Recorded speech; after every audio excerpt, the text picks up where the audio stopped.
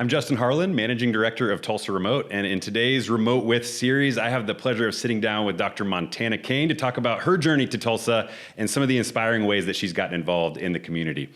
Dr. Cain, thanks for being here. All right, so tell us, who is Montana Cain? Okay, so Montana Cain is a lover of life. She is someone who is on a very exciting journey to really understand who she is and how she wants to make a difference in this world. I love that. So many correlations between that, I would guess, and then your journey to Tulsa. And I want to get there. Yeah. But let's first just talk a little bit about what was your life like before you moved here? Talk us through who were you before you came to Tulsa?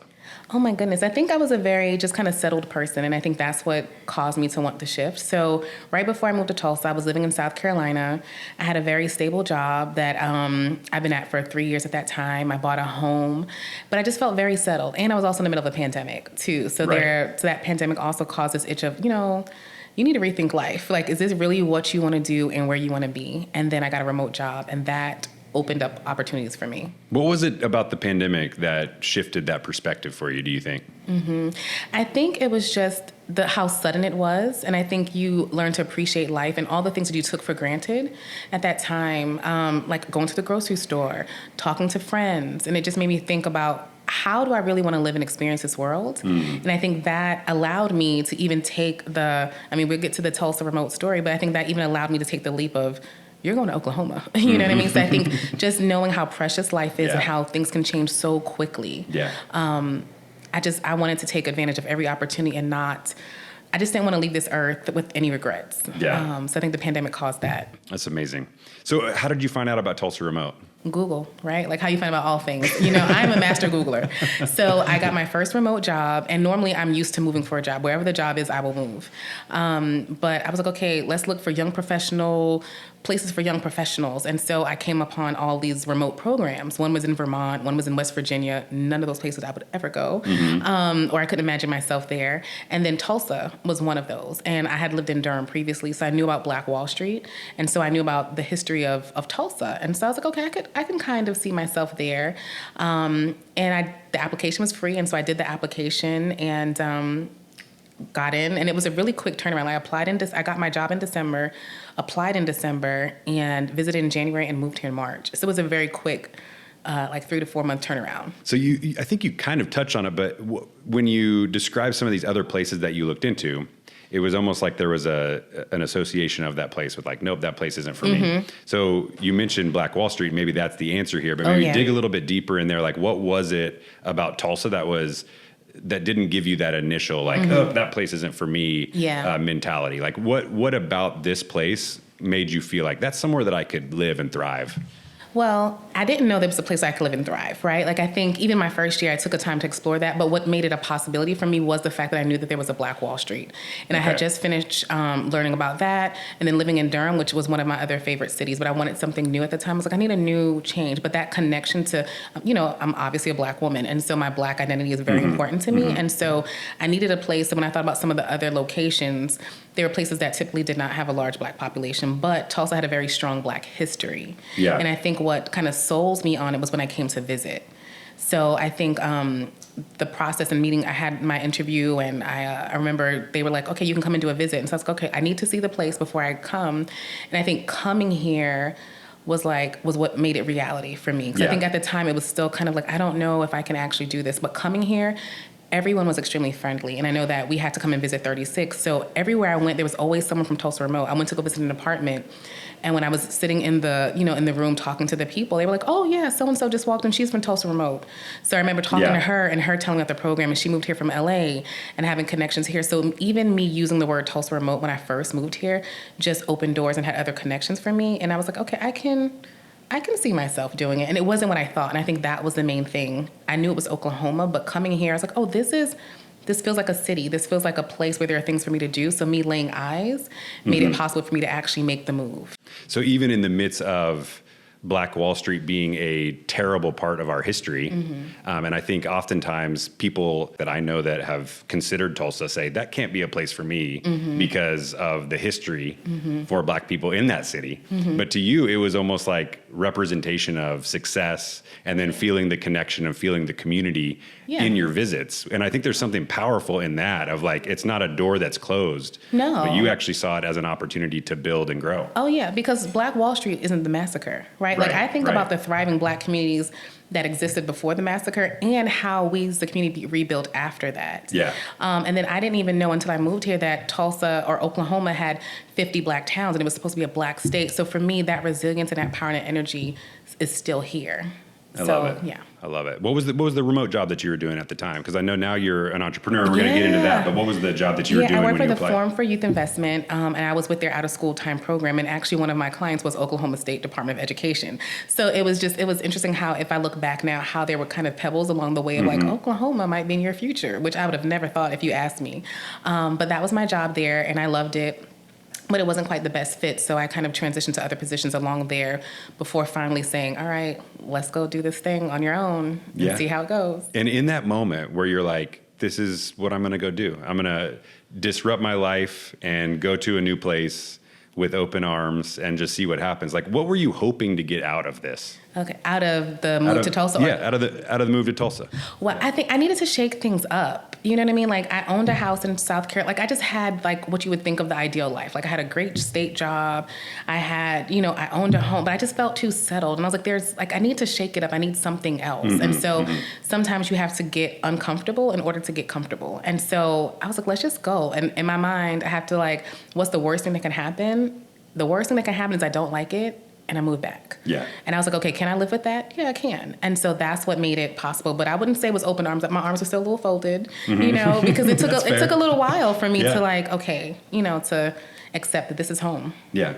So talk to me a little bit about your experience with Tulsa Remote. So, how did Tulsa Remote support you in your coming to town? And I know you're a shining example of somebody who's really placed a lot of roots in the city outside of Tulsa Remote. And I want to get there too, but maybe just talk a little bit about how we supported you at Tulsa Remote to get here and kind of build some of those community connections. Yeah, I think for one, I would say the one thing was allow me to visit before making the leap to move. Yeah.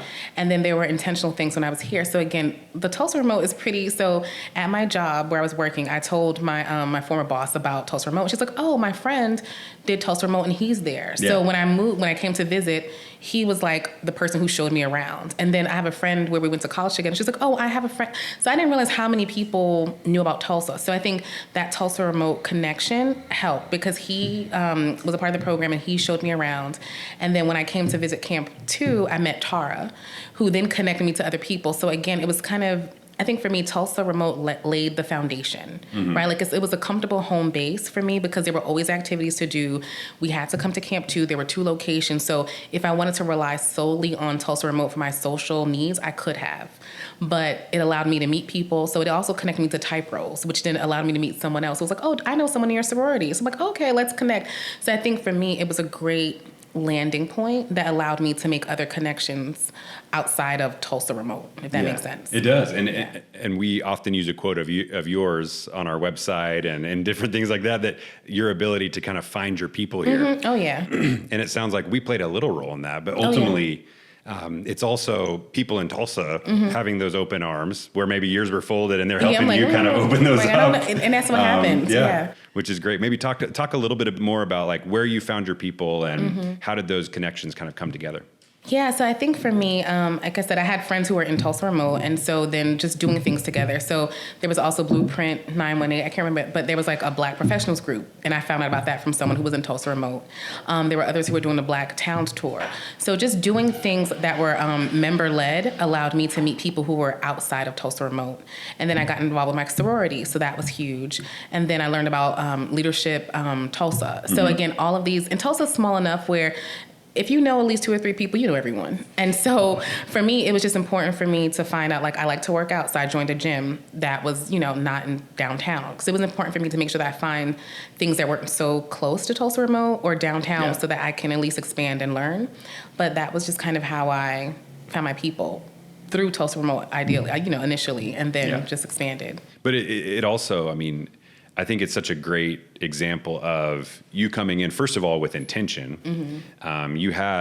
You had reasons that you were relocating, but then you also made like really great effort to find the spots that you knew you would connect with others and leverage those resources and aspects of your identity to like bring those connections together. Yeah. And I think it's such a great model of like, sure, you leverage Tulsa Remote in some ways, but you also really took the initiative yourself to get out there and like find a way to call this place home, which I think is really powerful. And then now you've stayed beyond your year. And I know that in the process there, you also started your own business and kind of took that leap of faith, betting on yourself. Yeah. Talk me through that decision. Oh my gosh, that decision was a tough one, I will say. And I think prior to me even having my own business, I always kind of had side projects. Like I always had side projects, but I always call it a hustle, right? Like I never saw myself as an entrepreneur.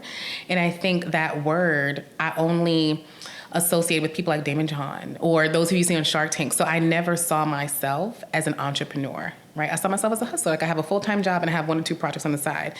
And so being in Tulsa, right, home of Black Wall Street, where we had a community where we were self-reliant, and then being at Camp 2 really helped me to be among other entrepreneurs. Like, oh, this is the person I was at Trader Joe's with, or this is, we just got pedicures and she's an entrepreneur. So for me, it was able to see that title on regular people. So it was just nice to see regular people doing big things. And at the time, I was really wrestling with that decision of, do I go off and do my own thing? I was in a job where I was really unhappy. And I'm someone who plays it safe. And so I was like, okay, you're going to take a career break. Like, we're not going to call it your leap of, we're just going to call it a career break. And I did that in the midst of doing New You, which is something that I found out about from Tara connected me to Aaron. Yeah. So again, like that Tulsa Remote, which is kind of being the base and then plug. And so doing New You, I was among others who were part of Tulsa Remote and not, who were also making shifts in their life. And so that helped me. I had a community of people who were also making changes. And so in the midst of that program, I quit my job and said, okay, you're going to give yourself 3 months to try this solopreneur, self-employed life. And I did it, but I also had resources here. So I think that's the other thing. Like I was also, after New You, I did EIR through Build in Tulsa. So they have an entrepreneurs in residence program. So I was sitting with other entrepreneurs where we're struggling through the same thing of like, because sometimes you think everyone has it all together and you think you have to have it all together before. So it was just nice, again, to see regular people who had the title of entrepreneur who were also figuring things out, which gave me the permission to say yes while still not having all the answers in place. Yeah. So, in a lot of ways, you have uprooted every aspect of your life in your move to Tulsa. I'm tired now. We're in the clips, aren't we? I'm tired. But in others, there's so much power in the representation that you're describing where you were able to come in with clear eyes and see other people that maybe you didn't see yourself in that position. And then you see other people that you look up to or even think, oh, that person's just like me. They're kicking butt at this. And then you also kind of mentioned some of those resources and programs that you plugged into. I know you've only been here a short time, but like, what is it about Tulsa that you think kind of brings these things out? Whether that's connection or the resources or the programs, how has Tulsa created that for you? Yeah, I think access, right? I think knowing that these things are here and that fits me, right? I think, and like I said, being at Camp 2, I was able to see Build in Tulsa, and so able to hear from Ashley and Desiree about their programs that they have to offer. So I think for me, it's the proximity in terms of location, because it's a small enough city where you can, everything is within reach. But then I also think it's just a really nice community, right? Like I moved from New York where we don't say hi to people, and in South Carolina they wave, and I feel like here they ask you how you're doing and they want an answer. So I feel like that's been in everyone I've met, and and I have a friend who came to visit as well, and she's an entrepreneur as well, and she noticed the difference here is that people are more collaborative. So I think anywhere else, I don't know that I would have had a community of, like, we're not competing. Like, I will share my resources with you, you'll share with me, and so I think that for me has been the community in Tulsa, whether I'm talking about my business or anything else, where just people are willing to help each other. Yeah. And so I think that's what makes it unique. And then, of course, the resources that are here intentionally to build back, Black Wall Street in particular, about supporting other business owners. I love it. So what advice would you have for folks that are maybe considering moving to Tulsa through Tulsa Remote? Do it. Like honestly, because you won't, I think it's a place where you can like make your own adventure. So my thing is, what's the worst thing that could happen? if you don't like it, you move back or you move someplace else. But you have to give it a try, because if you had asked me if I would ever be in Oklahoma or until, I would have said no. But I took the chance, and I was just like, and I remember even driving in my car of like, after, because everything happened so fast. Like I said, December, got the job. March, I moved here, and I remember in my car, like, you just packed up all your stuff and sold your house, and you are driving where? You know, I remember thinking, like, you are doing this. And I think sometimes you just have to take that leap of faith. And again, the worst thing that could happen is you don't like it. So I just say do it.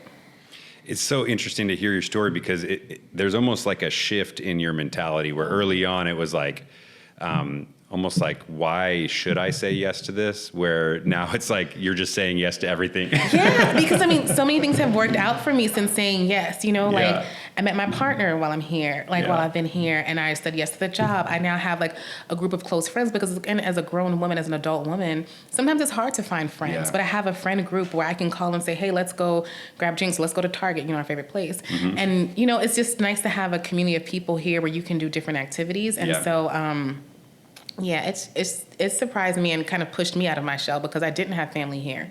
And so I wasn't able to rely on my same crutches. So it's a place where you learn to swim, right? Like, I could have sank if I wanted to, but I was like, no, I'm here, I'm gonna swim. And I can't swim in real life, so that's not the best metaphor, but you know what I mean. So. You're like the living, breathing example of that Jim Carrey movie where he has to say yes to everything, and it's like this curse that he has. And you are it. You're saying yes, and you're thriving, and it's awesome to see. I mean, you're contributing in so many ways to the community. I also would love to ask you, like, what advice would you have to local Tulsans? Because it sounds like there's this really cool part of your story that is like people that have been here for a while grabbing you and saying, like, come to this thing, or let me introduce you to this person.